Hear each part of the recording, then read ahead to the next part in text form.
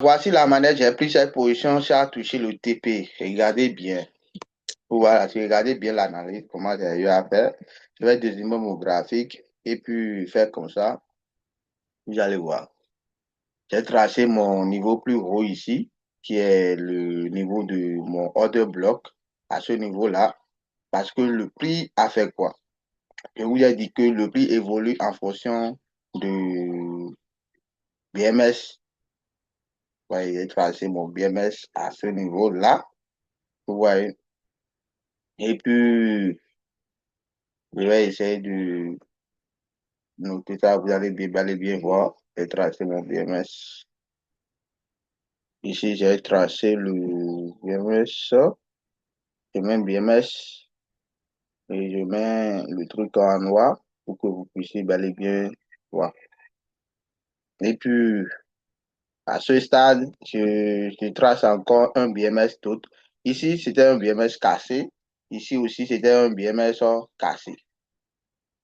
Seulement que ce n'est pas bien cassé, c'est cassé. C'est le vrai BMS là, c'est ça ici. Ici, le BMS qui était là, c'était cassé avec la mèche. Du coup, le BMS qui n'est pas cassé avec le corps, on ne considère plus. Donc, du coup, je vais effacer ceci pour dire que ce n'est plus un BMS. Ouais, et je considère ceci pour dire que c'était un grand BMS.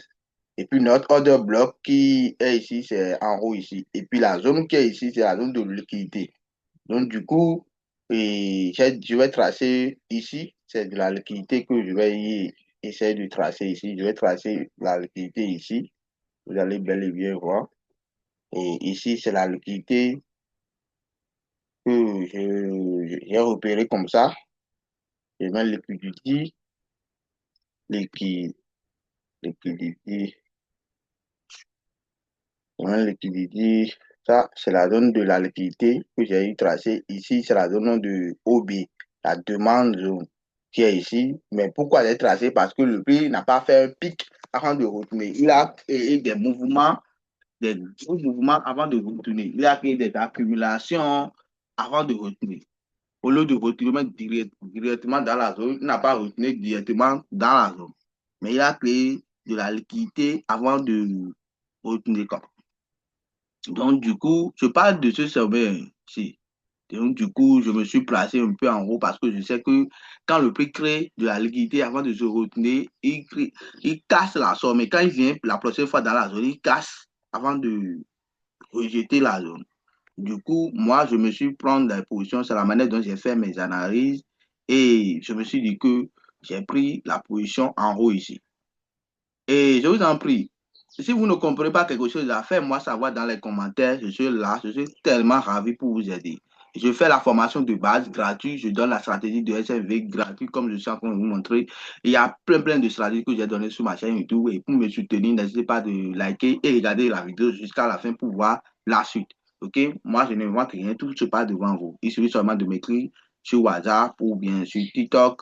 Peu importe là où vous avez trouvé ce genre de vidéo, écrivez-moi pour avoir l'accès à mon groupe Telegram et mon groupe WhatsApp avec les autres traders pour pouvoir anticiper le marché comme moi. Les gars, voici la suite. Ouais, je suis Flip 2 en M15. Quand j'ai dézoomé avant, rappelez-vous de ça. J'ai dézoomé et je vous ai dit que ici, il y a beaucoup de manipulation ici. Donc, le prix a la probabilité de casser la zone de order block ici avant de réintégrer pour aller à la baisse. Et je vous ai montré liquidité ici et le BMS. Donc, voici la suite de ce que je vous ai montré. Donc, c'est la preuve ça. Et merci beaucoup d'avoir suivi la vidéo jusqu'à ce niveau. Et si vous ne comprenez pas quelque chose, faites me dire dans les commentaires ou bien écrivez-moi sur Telegram, sur WhatsApp. Je suis ravi pour vous aider. J'ai un groupe et WhatsApp pour toutes vos informations, tous vos problèmes. C'est dans le groupe WhatsApp. Vous allez discuter entre deux. Vous me comprenez un peu. Donc, sans plus tarder, on se dit à la prochaine fois. Et n'oubliez pas de vous abonner et liker la vidéo si vous aimez.